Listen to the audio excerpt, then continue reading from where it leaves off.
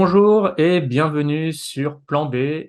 Aujourd'hui, je reçois Jean-David Zetoun. Bonjour Jean-David. Bonjour Cyrus.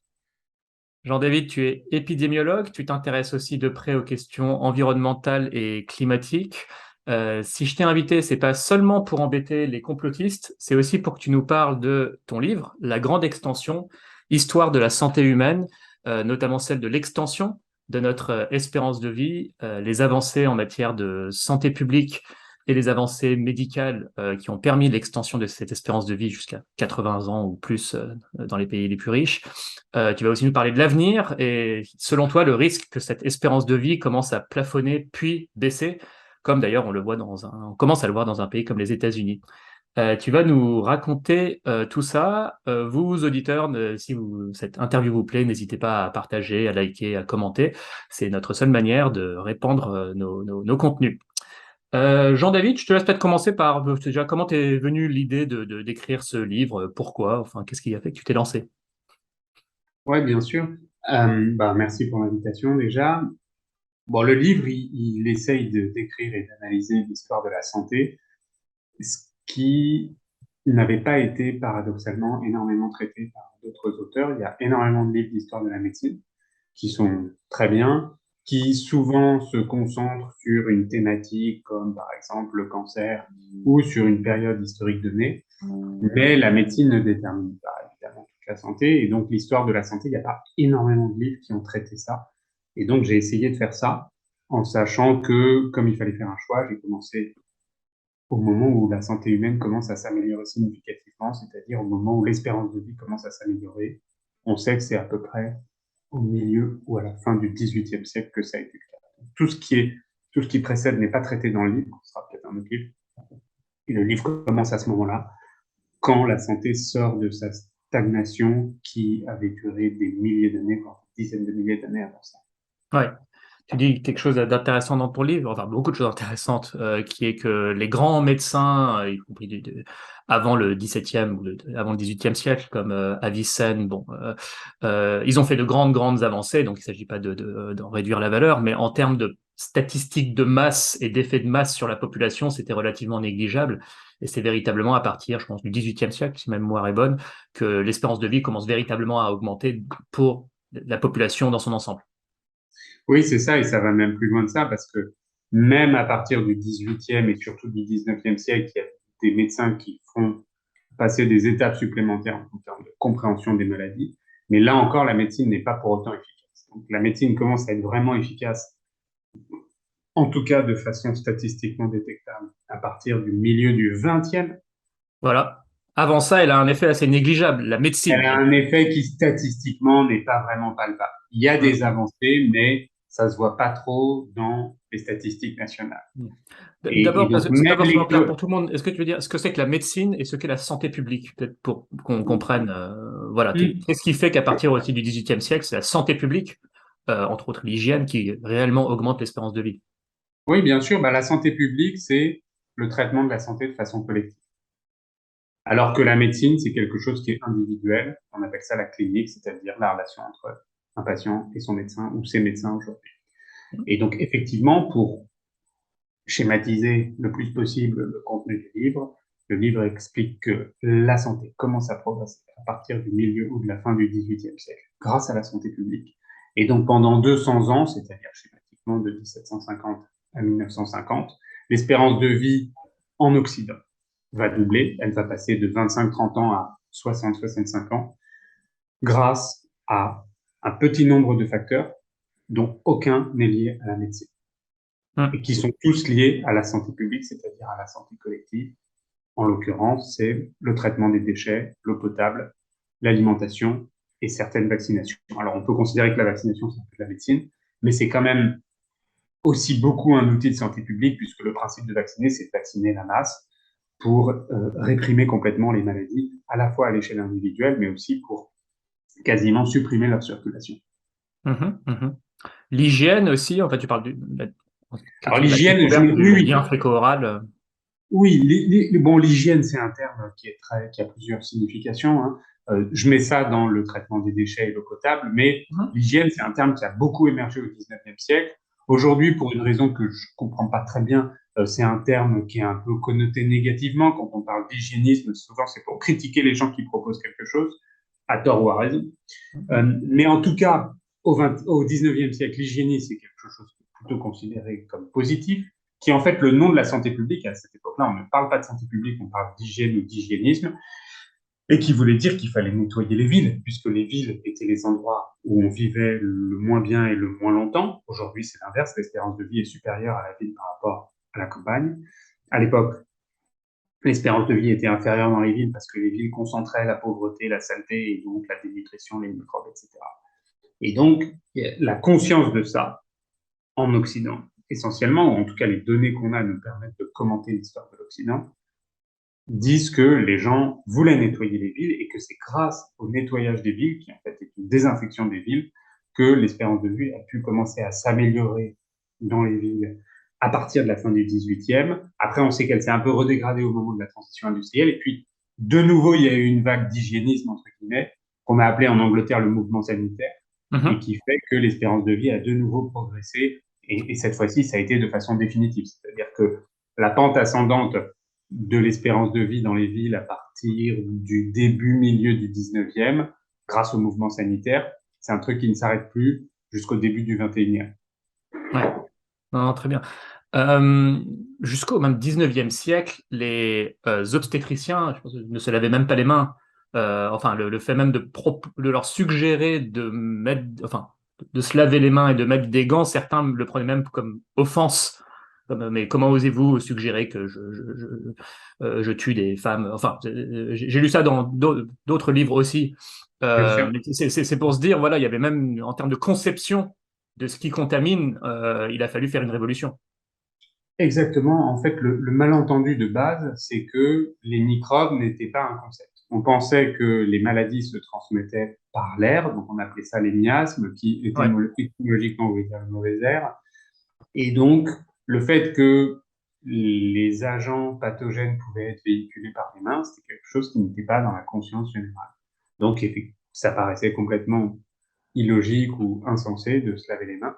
Et effectivement, on sait très bien que les obstétriciens allaient chercher les bébés sans même se laver les mains, voire avec du sang de la patiente précédente sur les mains, et on passe à la patiente suivante, et on va chercher le bébé, et ainsi de suite. On fait 10 ou 15 accouchements par jour. Aujourd'hui, ça paraît fou. À l'époque, c'était juste une question de conception. Ça paraît fou, enfin, ça paraît évident là maintenant que enfin, la manière dont se transmettent les microbes. Et effectivement, à l'époque, on pensait que ça circulait par je ne sais quelles particules magiques dans l'air qu'on appelait les miasmes, mais c'est ainsi qu'on se fait, ce qui en effet empêche de. Il y a un passage de ton livre qui a beaucoup fait vibrer ma fibre patriote sur Louis Pasteur. Ouais, Voilà, et le héros qu'il a été, des exploits qu'il a accomplis, et je me rendais pas compte à quel point il avait fait avancer la médecine sur tant de pans. Est-ce que tu peux peut-être nous en dire quelques mots? ouais, bien sûr, Pasteur, bon, c'était pas un médecin, c'était un chimiste. Donc, c'est quelqu'un qui rentre dans le répertoire très important de tous les non-médecins qui ont fait progresser énormément la santé. Il n'y a pas que lui, hein, il y a des avocats, il y a des hommes politiques. Mais Pasteur, évidemment, a une place très importante là-dedans. Et alors, peut-être que certaines personnes pensent que Pasteur a inventé la vaccination. Ce n'est pas le cas. La vaccination avait déjà été inventée bien avant Pasteur par un Écossais qui s'appelait Jenner, qui lui, par contre, était un médecin de campagne. Mais Pasteur a surtout énormément participé à l'émergence de la théorie des germes, c'est-à-dire justement à reconnaître que les maladies de l'époque sont surtout causées par des microbes et non pas par des miasmes. Et à la fin de sa carrière, il a inventé un vaccin contre la rage. Mais la plupart de sa carrière est surtout occupée par reconnaître que la maladie X est causée par le microbe Y et que ce lien est assez exclusif, c'est-à-dire elle ne peut pas être causée par autre chose. Et d'un autre côté, le microbe ne peut pas causer une autre maladie. Et donc cette relation un petit peu exclusive entre les microbes et les maladies, c'était quelque chose qui n'était pas bien compris et que Pasteur a énormément contribué à faire émerger avec un de ses contemporains qui était Robert Koch, qui était un médecin de campagne allemand, avec qui il s'entendait pas très bien. C'est très difficile de comparer les génies, mais les deux sont des génies. Et les deux ont contribué à faire émerger des compréhensions de maladies différentes. Pour Koch, c'était surtout la tuberculose et le choléra. Pour Pasteur, ça a été l'anthrax, enfin, la maladie du charbon, la rage beaucoup. Voilà, ils ont chacun en même temps, à la fois par une compétition et un petit peu de coopération, contribué à fixer la théorie des germes comme la théorie dominante, qui est encore la théorie prévalente aujourd'hui. Et c'est une Hmm. théorie qui ne sera jamais remplacée puisqu'elle est exacte.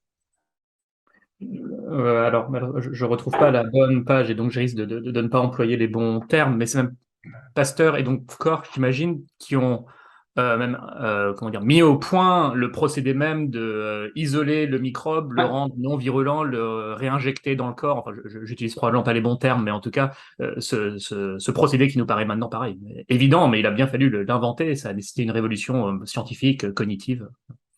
Oui, c'est le moment d'ailleurs où la médecine s'est déplacée de l'hôpital pour aller vers le laboratoire.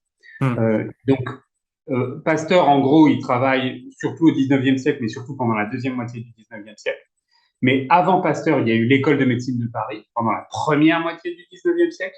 Et cette école de médecine, c'est celle dont je parlais tout à l'heure, qui avait été extraordinairement performante sur le plan diagnostique, mais presque nulle sur le plan thérapeutique. Et elle avait perdu en influence de cette nullité. C'est-à-dire que au bout d'un moment, les gens commençaient à se rendre compte qu'on comprenait mieux les maladies, mais qu'on ne faisait rien pour les malades. Du coup, on trouvait que c'était pas très éthique. Hmm. Et c'est le moment où Claude Bernard commence à développer la méthode expérimentale pour mieux comprendre la physiologie humaine. Et donc l'influence se déplace. Elle quitte un peu l'hôpital. Elle reviendra ensuite, mais pour l'instant, elle quitte un peu l'hôpital. Claude Bernard publie en 1865 l'introduction à l'étude de la méthode expérimentale.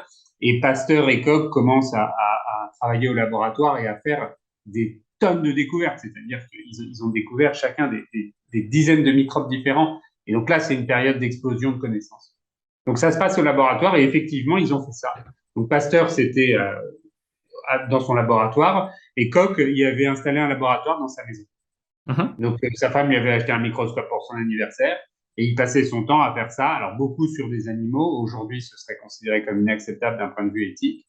Mais effectivement, il passait son temps à identifier des microbes, les inoculer aux animaux pour vérifier que ça reproduisait la maladie, puis prendre le nouvel animal malade, lui refaire un prélèvement et réinoculer un troisième animal et ainsi de suite, pour à chaque fois démontrer avec méthode le fait qu'il y avait bien une connexion exclusive entre un microbe et une maladie. Très bien.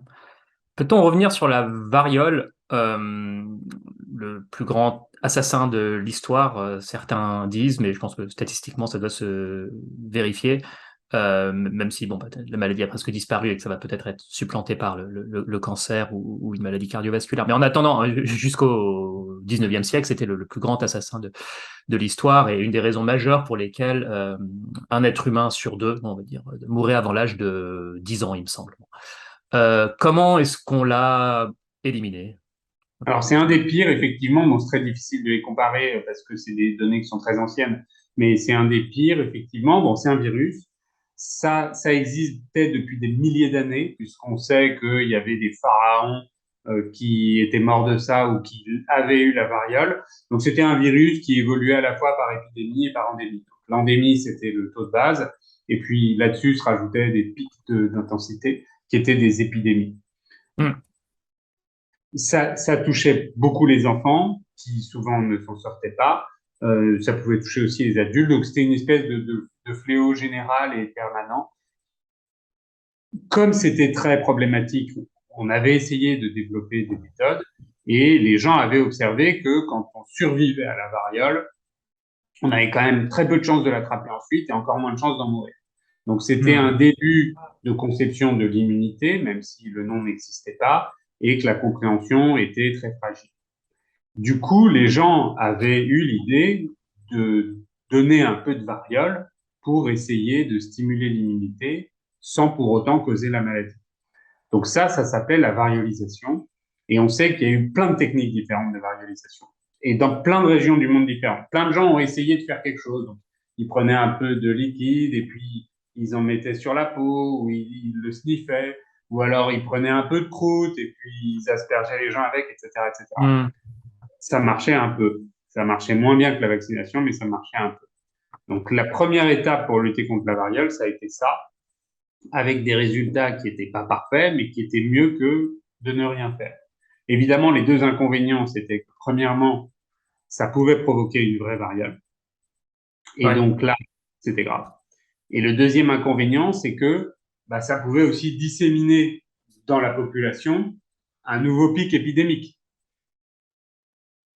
Après ça, il y a un médecin écossais dont je parlais tout à l'heure qui s'appelait Jenner, c'était en 1796, qui avait observé une immunité croisée entre une autre maladie qui ressemblait à la variole, qui s'appelait la picote, et la variole elle-même. Et donc, il avait observé que les agriculteurs qui attrapaient la picote en trayant les vaches, ils avaient des pustules sur les doigts qui ressemblaient aux pustules de la variole. Et c'était une maladie bénigne, ça, toujours. Et il avait observé que quand ils avaient ça, ils n'attrapaient plus la variole. Et donc, il s'est dit, vu que inoculer la variole, c'est un peu risqué, on va peut-être inoculer la picote et ça va peut-être donner une immunité contre la variole. Ça a marché. Et donc, c'est comme ça que le premier vaccin contre la variole, qu'on a appelé la vaccination, parce que ça venait de la vache, a été développé. a été développé. Et là, par contre, ça avait plus d'avantages que la variolisation, c'est-à-dire que ça marchait mieux et c'était pas dangereux ou très peu dangereux.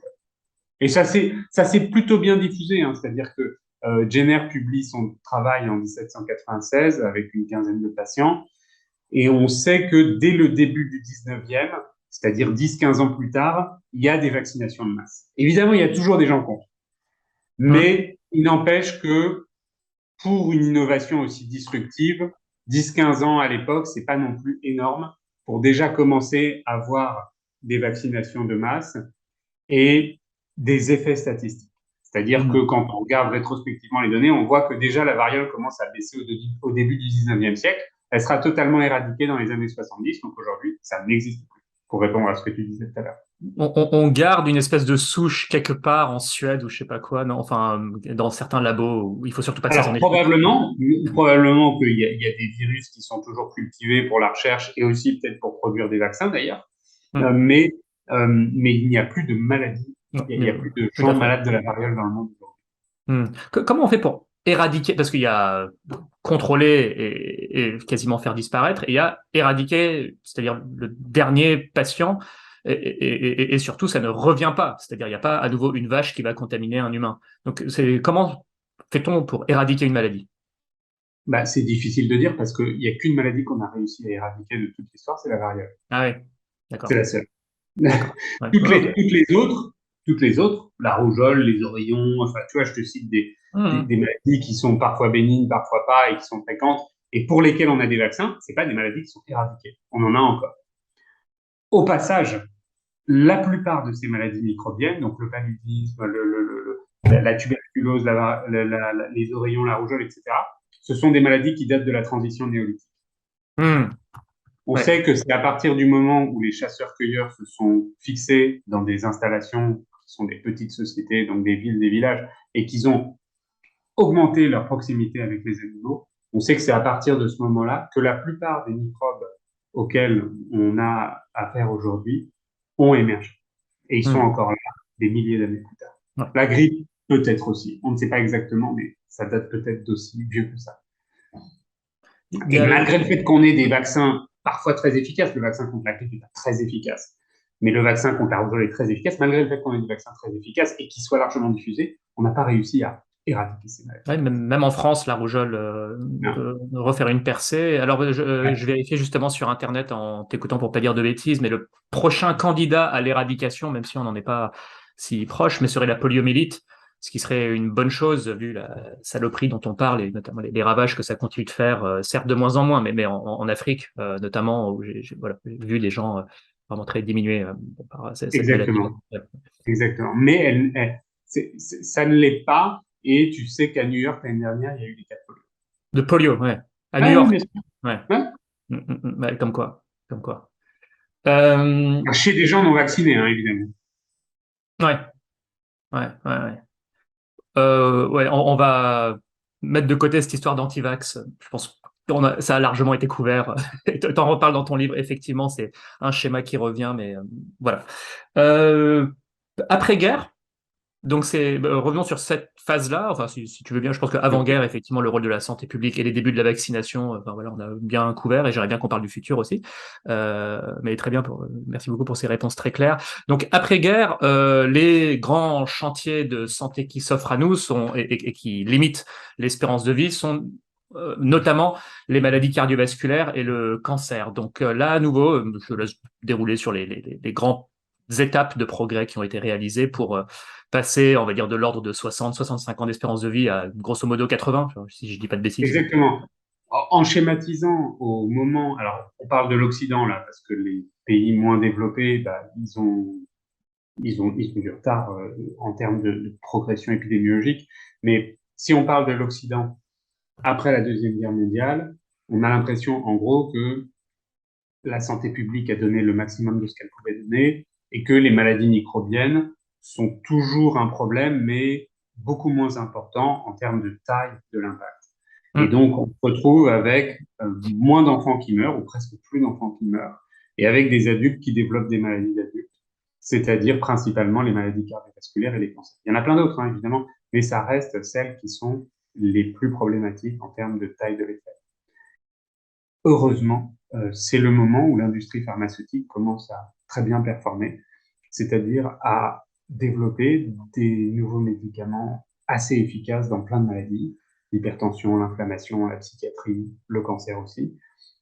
Et donc, l'industrie pharmaceutique et la médecine ont pris le relais de la santé publique pour maintenir le taux de progression de l'espérance de vie, qui est d'à peu près 3 mois par an, au même rythme après la Deuxième Guerre mondiale et effectivement nous faire regagner à peu près 20-25 ans d'espérance de vie par rapport au sortir de la Deuxième Guerre mondiale.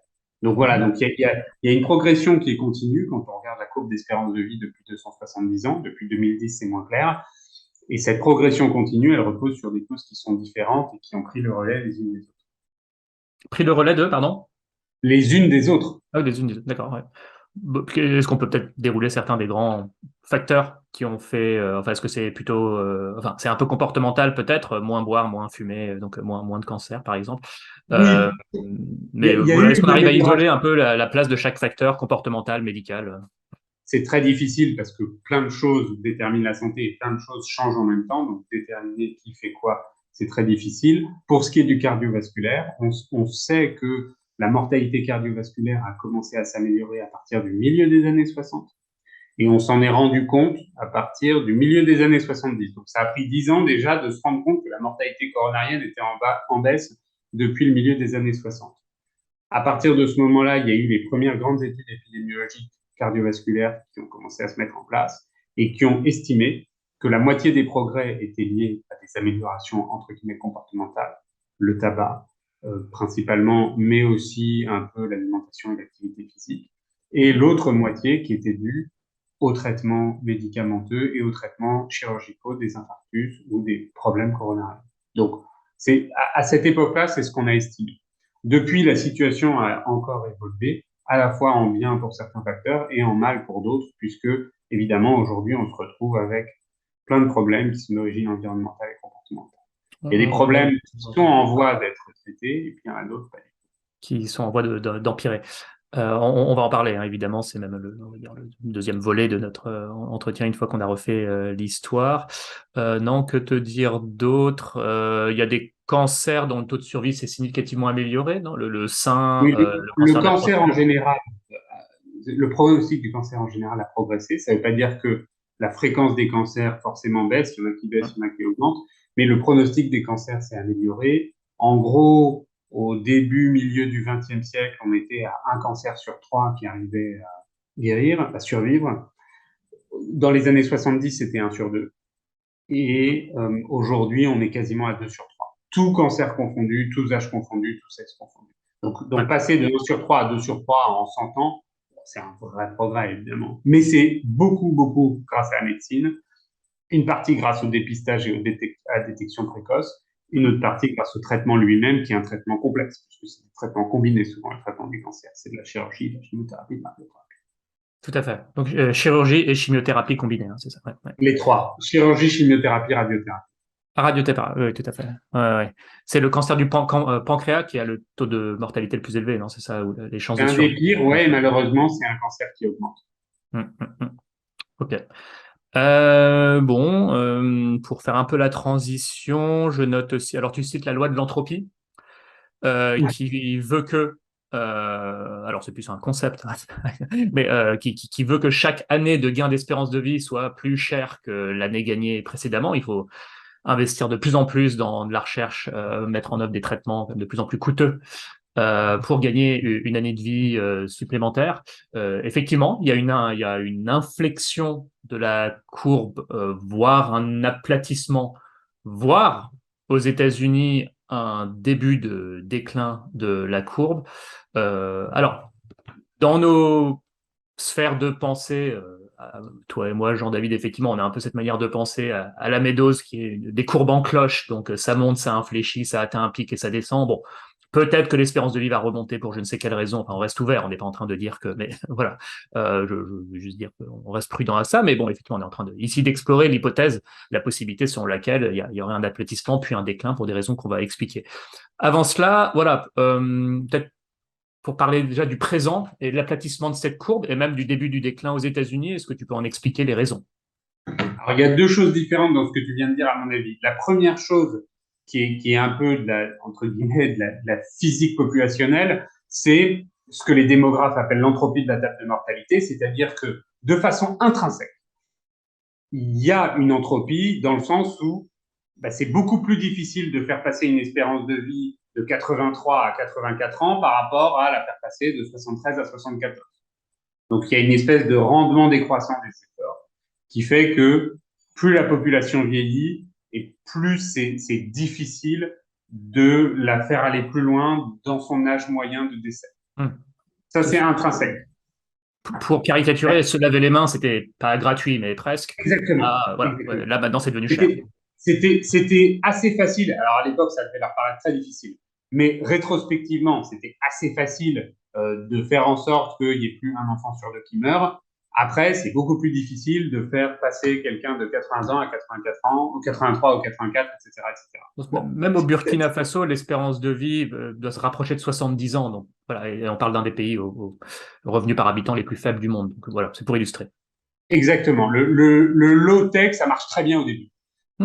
Et donc, ça, c'est le premier facteur. Après, la deuxième chose dont tu parles, c'est le fait que pour d'autres raisons, l'espérance de vie de certains pays stagne ou baisse. Et ça, c'est pas lié à la physique populationnelle, c'est lié au caractère de ces sociétés-là. En l'occurrence, aux États-Unis, c'est complexe, mais ça a été pas mal analysé. On sait que l'espérance de vie baisse en partie à cause d'un certain groupe de causes de décès qui sont les morts que les gens s'infligent à eux-mêmes, soit via les overdoses, soit en se suicidant directement, soit via l'alcool. Évidemment, ça ne leur plaît pas de se faire ça, donc c'est pour ça que je dis ça sans aucun jugement de valeur, mais on a appelé ça les morts du désespoir, et aussi beaucoup à cause de l'obésité. C'est très difficile de distinguer aux États-Unis la part de l'obésité de la part des morts du désespoir. Mais en tout cas, l'espérance de vie a commencé à baisser aux États-Unis en 2015. Donc, elle avait un pic en 2014, elle a baissé en 2015, 2016, 2017. Après, elle a stagné pendant un an ou deux, puis après, il y a eu le Covid où elle a planté complètement. Et là, on vient de recevoir les dernières statistiques et on sait que ça a baissé encore de façon considérable, c'est-à-dire moins 12 mois, moins 18 mois d'espérance de vie moyenne. Donc, c'est une chute qui est inédite Ouais, depuis la non, Deuxième mais Guerre mondiale. justement, je n'étais pas sûr de la statistique, donc je l'ai devant les yeux. 2,7 années perdues entre 2019 et 2021, donc presque un an perdu par an. C'est du jamais vu. C'est incroyable. De l'ère moderne, c'est du jamais vu. Alors, le Covid joue un rôle terrible, hein, évidemment, mais le Covid aux États-Unis a surgi sur une population qui déjà était fragilisée. Puisqu'on sait qu'en plus, le Covid tape là où ça fait mal, c'est-à-dire chez les obèses ou chez les diabétiques. Et les États-Unis ont une prévalence record d'obésité et de diabète par rapport aux autres pays occidentaux. Alors après, les États-Unis ne sont pas le seul pays où la santé est fragile. Le Royaume-Uni, par exemple, a observé une stagnation de l'espérance de vie et une augmentation de la mortalité dans certains sous-groupes de population, notamment les femmes âgées, à partir des années 2010. Et en France, on a appris il y a quelques mois que la mortalité infantile avait augmenté depuis les années, entre 2007 et 2011, c'est pas très clair, grâce à une étude française. Et un point, je pense, qui est important, c'est que bon, la mortalité infantile qui augmente, c'est horrible, mais la mortalité infantile qui augmente, ça parle surtout de la santé des mamans. Hmm. Et la santé des mamans est parfois moins bonne qu'avant à cause du tabac et à cause de l'obésité des mamans. Donc, en France aussi, on a un problème de santé pour certains groupes sociaux ou certains groupes de population. Et quand on regarde les statistiques non agrégées, ça se voit. Et malheureusement, on s'en rend toujours compte avec 5, 10, 15 ans de décalage. Donc, on sait qu'on a des problèmes pour certains groupes et c'est un problème de santé publique, c'est pas un problème de médecine, c'est pas un problème d'hôpitaux. Les hôpitaux ont des problèmes, mais ces problèmes-là, ce sont des problèmes qui se préparent en dehors de l'hôpital. Et donc, Oh oui, oui, l'action de santé publique préventive, elle doit avoir lieu sur l'ensemble de la société en général et pas seulement à l'intérieur des hôpitaux. voilà, bah, justement, si on peut distinguer ce qui relève du comportemental de ce qui relève de l'environnemental, on est en plein dedans, là. Alors, bon, les épidémiologistes classent les risques souvent en trois groupes, donc environnemental, comportemental et métabolique. Le métabolisme, c'est tout ce qui est lié aux opérations de transformation d'énergie et de matière à l'intérieur de l'organisme. Ce sont des catégories qui sont perméables entre elles.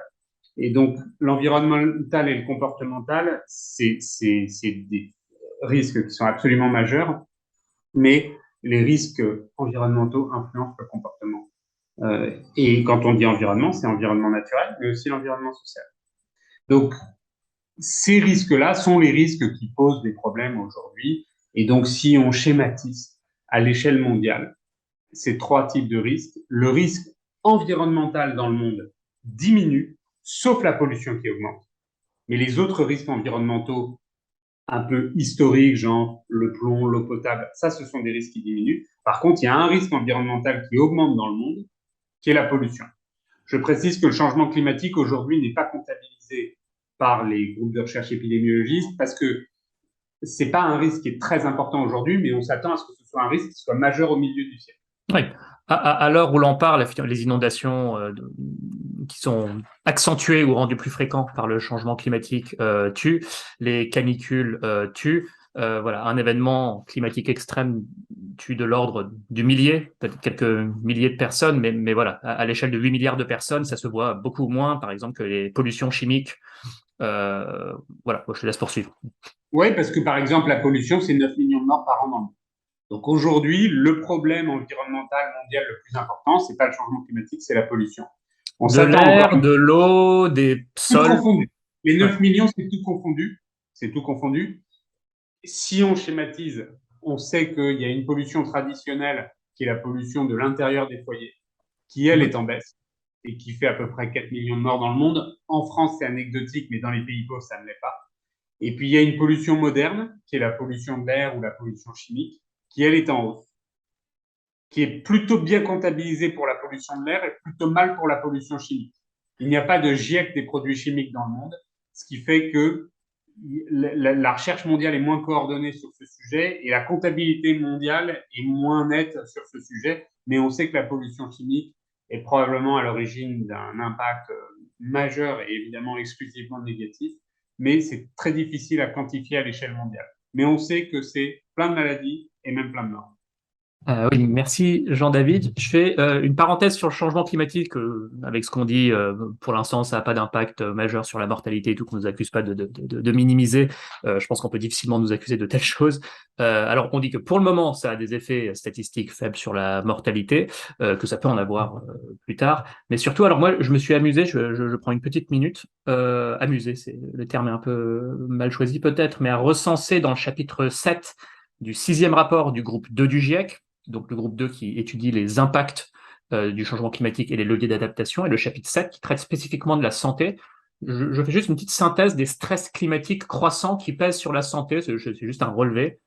Il y a tout d'abord le changement et la variabilité du climat, température, humidité, précipitation, qui augmentent le risque de dengue, DENGE, de chikungunya, de maladie de Lyme, d'encéphalite donc la dengue qui est une maladie tropicale qui peut s'étendre en France. Donc déjà, il y a ce premier risque-là d'extension des zones de maladie.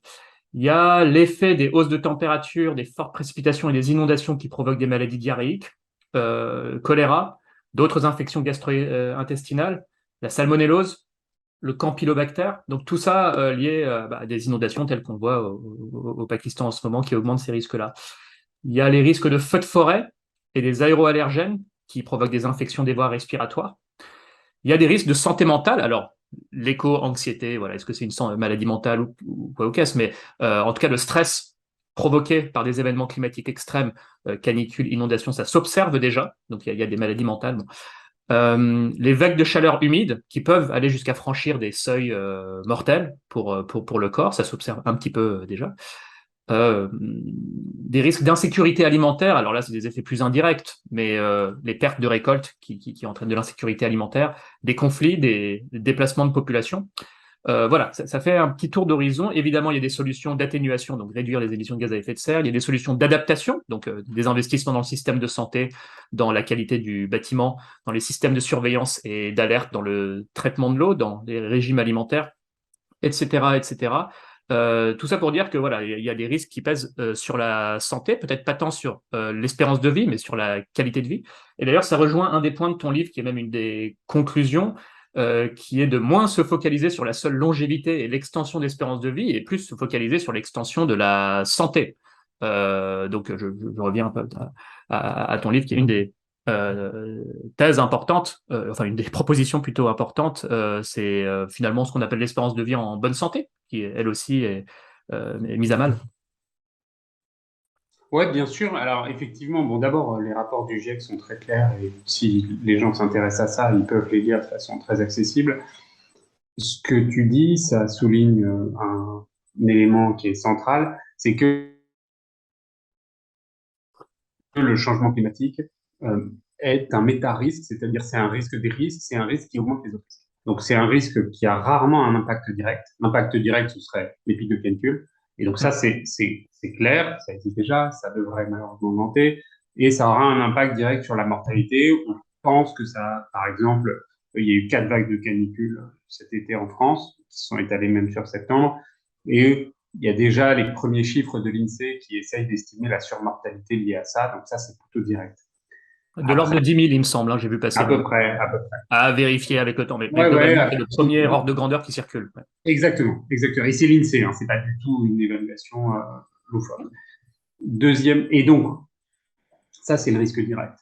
Mais le changement de climat va surtout être la cause d'une exacerbation d'autres risques, et donc ça va avoir un impact indirect. Et c'est tous ceux que tu as cités, c'est-à-dire les maladies respiratoires, les maladies microbiennes, les maladies tropicales, les maladies microbiennes diarrhéiques, les maladies tropicales, le fait que ça va réduire les rendements des récoltes et donc ça va exposer certaines populations à un défaut nutritionnel, etc., etc. Donc voilà, donc c'est ça c'est pour ça que le changement climatique n'est pas un truc qui est facilement contourable avec un impact. Ça a des impacts qui sont complètement hétérogènes et disséminés à la fois sur la carte du monde et à la fois sur la carte des maladies. Revenons à la question des pollutions chimiques qui est déjà très immédiate. Il y a un passage enfin une comparaison très qui tombe sous le sens dans ton livre que tu proposes, qui est, regardez, d'un côté, il y a le contrôle des médicaments qui est quand même hyper strict. On peut effectivement critiquer ce qu'on veut, dire il y a eu des fuites ou que sais-je, il y a eu des scandales et quand même, en réaction au scandale, tout le monde monte au créneau. Donc, enfin, c'est quand même quelque chose d'assez contrôlé. On peut toujours, c'est perfectible peut-être, mais j'en sais bon. De l'autre côté, les produits chimiques qui se baladent, mais par des dizaines de milliers, voire je pense qu'on est peut-être à plus de 100 000 particules qui se baladent un peu partout sans, alors pas sans aucun contrôle, mais avec beaucoup moins de contrôle, dont on ne connaît pas forcément tous les effets.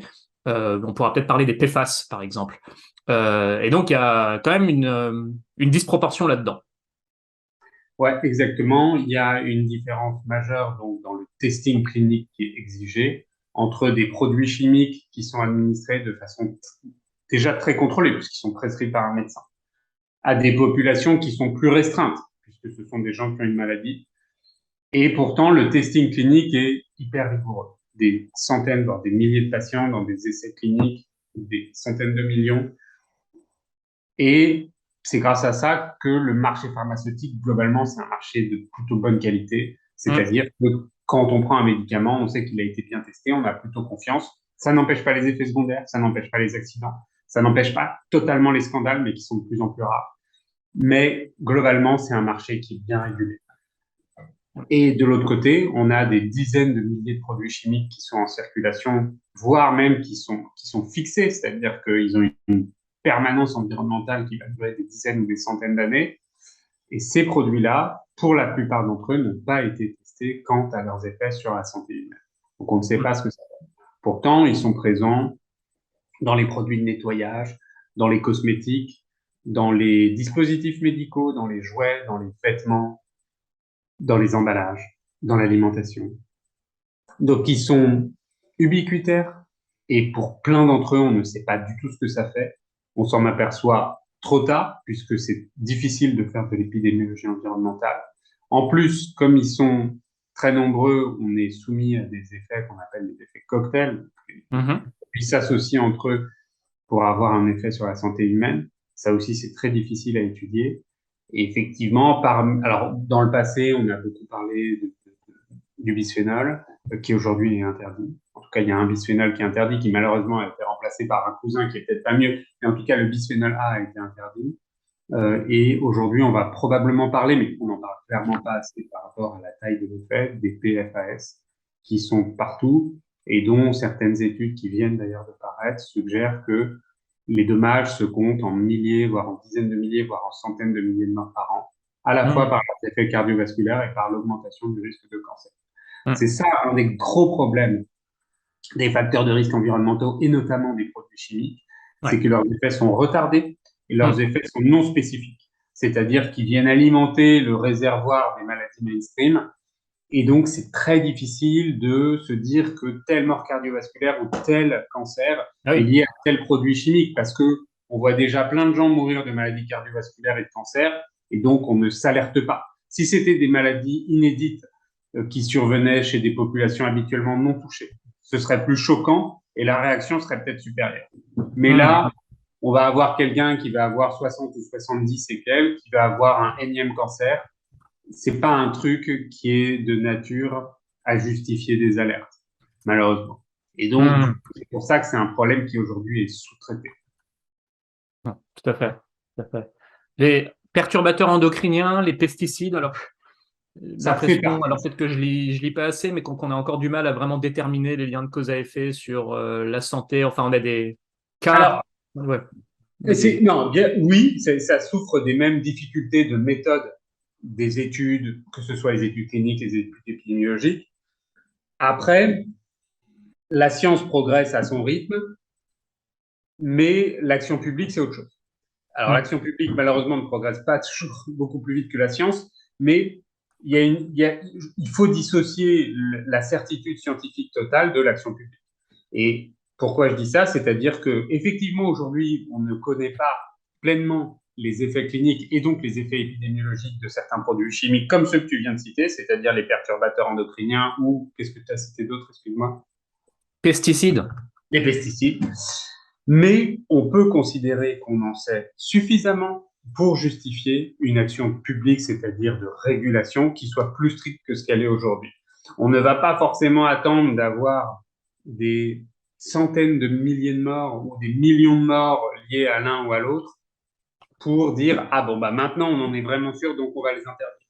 Honnêtement, pour beaucoup de produits, le niveau de preuve est suffisant aujourd'hui pour justifier une régulation beaucoup plus stricte. D'ailleurs, c'est en train d'arriver en Europe. La régulation sur les produits chimiques est en train plutôt de devenir plus sérieuse en Europe. Aux États-Unis, pas du tout. Donc ça arrive, mais clairement, il y a un décalage entre le moment où on avait déjà des preuves suffisantes et le moment où on a une action publique qui est à la hauteur. Parce que peut-être une avant-dernière question, avant de conclure quand même sur les solutions qu'on peut envisager à tout ce qu'on dit depuis le début. Cette question des PFAS, enfin, ça vient d'où? C'est quoi ce truc? C'est dans l'air? Alors, c'est surtout à ma connaissance, alors, je suis pas un immense spécialiste, mais c'est surtout à ma connaissance sur les revêtements de certains ustensiles de cuisine, par exemple. Et il y a un film américain qui a parlé de ça, qui s'appelle Darkwater ou Blackwater, qui a raconté l'histoire d'un avocat qui était un avocat des firmes chimiques et qui ensuite est passé dans le camp des victimes pour défendre les gens qui étaient victimes de ça. et notamment contre une firme, bon, je ne vais pas la citer, mais une firme chimique très connue. Euh, Mhm. et les gens regardant le film, il paraît que c'est très bien. Et donc c'est le produit qui est incriminé dans ce film, c'est les PFAS. Et donc c'est Ouais. une famille de produits chimiques qui sont donc, encore une fois, très présents dans la vie quotidienne, notamment dans la vie occidentale, mais pas seulement, et qui augmentent le risque de maladies cardiovasculaires et de cancer, mais avec une sous-reconnaissance qui est absolument majeure, alors que c'est une réalité dans un pays comme la France également. Mhm. Ben, pour conclure un peu parce que tout ça, c'est un ensemble de constats assez inquiétants à la fois sur les risques comportementaux, les risques environnementaux, et euh, on voit un début de plafonnement non seulement de l'espérance de vie, mais aussi une dégradation tout simplement de la qualité de vie, sans même parler de combien d'années on vit. Les solutions sont vastes et multiples. Enfin, dans les grandes lignes, qu'est-ce que tu suggérerais de faire? Bon, je pense qu'il y a une première étape déjà, c'est qui est la reconnaissance, c'est-à-dire se rendre compte qu'on a un problème avec la santé de la population et d'essayer de reconnaître, c'est ce que j'ai essayé de faire, mais je suis pas du tout le seul, de reconnaître un peu quelles sont les causes principales. Ensuite, par rapport au sujet que toi tu as l'habitude de traiter, qui est plus proche de l'environnement et du climat, une grande réponse est que les causes sont souvent les mêmes ou ont les mêmes origines. C'est-à-dire que l'industrie fossile, qui est à l'origine de la pollution, est aussi à l'origine du changement climatique, et aussi indirectement à l'origine des problèmes de santé qu'on a. Parce que les plastiques sont fabriqués à partir des fossiles et parce que les plastiques contiennent justement la pollution chimique. Mhm. Parce que les fossiles n'encouragent pas à la mobilité humaine physique, alors qu'ils sont aussi à l'origine des transports fossiles ou de certaines industries qui accroissent la sédentarité. Donc globalement, les, les, pour certains grands problèmes de santé, pas tous, hein, le fait de faire transiter nos sociétés comme le demandent les gens qui luttent contre le problème du changement climatique, qui militent pour l'atténuation du changement climatique, le fait de faire transiter nos sociétés aurait aussi des effets épidémiologiques qui sont d'ailleurs peut-être plus rapides que pour les effets Bah oui, oui, on souligne pas assez climatiques. les co-bénéfices immédiats. Bon, bah, serrez-vous la ceinture et dans 30 ans, il fera un peu moins chaud que si on fait rien. Mais il fera quand même plus chaud. Bon, ça peut motiver, mais ça peut être un peu abstrait. Alors que là, on évoque des choses immédiates sur la santé. Exactement. Donc ça, je pense, un premier diagnostic qui est évident et qui a un impact, qui est que les causes sont les mêmes.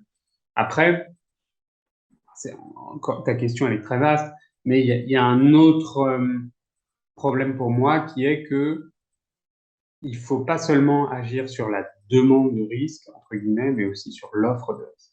Et donc, aujourd'hui, pour les problèmes dont on a parlé, comme par exemple l'alimentation, alors on n'a pas beaucoup parlé de l'alimentation. L'alimentation, c'est un énorme problème.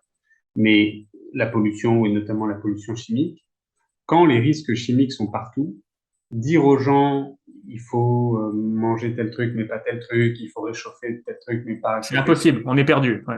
c'est très difficile. Mm. Et donc, et c'est même injuste, parce que dire aux gens, on laisse plein de risques se disséminer partout autour de vous, mais par contre, on vous met la pression pour que vous les évitiez, c'est inefficace et c'est pas très juste. Si on veut que les gens puissent avoir des attitudes qui soient compatibles avec le maintien de leur santé, il faut les mettre dans les conditions pour ça. Mhm. Et donc, effectivement, il faut agir sur l'offre de risque. Parce qu'aujourd'hui, il y a un problème d'offre de risque. Mhm. Les Mhm. risques sont partout dans le monde. Il y a des risques qui ont été supprimés, on en a parlé, les risques microbiens ont été beaucoup supprimés, mais il y a des nouveaux risques environnementaux ou comportementaux qui ont augmenté et qui font que les gens sont mis dans les conditions d'échouer. Et donc, évidemment, les gens ne sont pas en très bonne santé parce qu'on a disséminé trop de risques autour d'eux. Non, tout à fait, que ce soit sur les risques comportementaux ou environnementaux. Là, j'ai vu il y a quelques jours, par exemple, la Haute Autorité de Santé exhorte les médecins à prescrire du sport. Bon, voilà, c'est un cadre, je veux dire, de tout ce qui relève de risques comportementaux comme la sédentarité ou l'alimentation, où effectivement, on n'est pas tous égaux en termes d'information et en termes de moyens pour agir dessus, laisser les individus chacun dans leur coin, débrouillez-vous, informez-vous et agissez en conséquence. Bon, on voit bien d'ailleurs que ça marche pas très Ça marche bien. pas. Ça marche pas. Ça marche pas, ça marche pas. Ça marche très peu, c'est marginal. Alors que quand on a une action sur l'offre, tout de suite, il y a un effet d'échelle.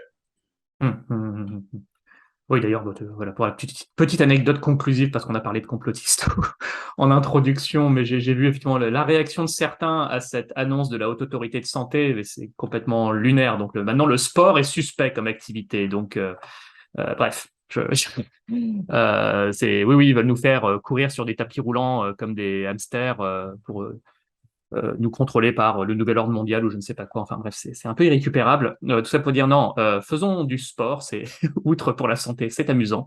Et en plus, c'est pas mauvais pour la santé, ça n'a rien à voir avec le nouvel ordre mondial ou que sais-je. Si en plus c'est remboursé, j'imagine le but c'est que ce soit, pour revenir à des choses plus sérieuses, le but c'est aussi qu'à terme, peut-être que ce soit encouragé par la Sécu, ou, enfin que, je sais pas, que ton abonnement au club de gym ou que sais-je, ou que les entreprises qui incitent leurs salariés pendant la pause déjeuner à faire du sport et des avantages. Je ne sais pas, enfin, il y aurait plein de choses à faire. Et d'ailleurs, c'est pas que la Haute Autorité de Santé, c'est aussi l'OMS qui encourage ce genre de choses. Exactement. Je pense que honnêtement, on ne peut pas critiquer l'initiative de la Haute Autorité de Santé parce que clairement, ça part d'une bonne intention et peut-être que ça aura de l'effet. Après, là encore, si les gens ne font pas de sport, c'est pas parce que c'est pas remboursé ou pas payé, c'est Hmm. parce que l'ensemble de l'organisation sociale, que ce soit la vie professionnelle ou la vie personnelle, ne permet pas que ce soit facile. Et donc, si on, voilà, je pense qu'il y a un cadre plus large à traiter si on Hmm. veut que les gens aient une activité physique différente de ce qu'elle est aujourd'hui. Hmm. Très bien. Mais encore une fois, c'est pas une critique de l'autorité de santé. Et évidemment, je pense que il n'y a aucune volonté de surveillance là-dedans. Ils essayent juste de faire ce qu'ils peuvent, mais eux ne peuvent pas tout. Il me semble d'ailleurs que ces questions de médecine préventive, ça fait l'objet de ton prochain livre, ou je me trompe? Le prochain livre traite de la santé mondiale au XXIe siècle avec une attention particulière au fait que les risques d'origine humaine augmentent parce que ce sont des risques qui appartiennent à une certaine économie ou une certaine croissance économique. Donc ça parlera indirectement de prévention, mais le deuxième livre qui paraîtra en février parle surtout de ça. D'accord. Bah écoute, hâte de le lire. En attendant, Merci. bah, lisez La Grande Extension. On n'a pas tout spoilé là, et d'ailleurs, désolé d'avoir un peu spoilé certaines parties du livre, mais bon, lisez-le parce qu'on est loin d'avoir tout abordé et le lire n'a pas grand-chose à voir avec juste en entendre parler. Mais en tout cas, entretien passionnant, Jean-David. Mais merci beaucoup et bonne continuation. Merci, Cyrus.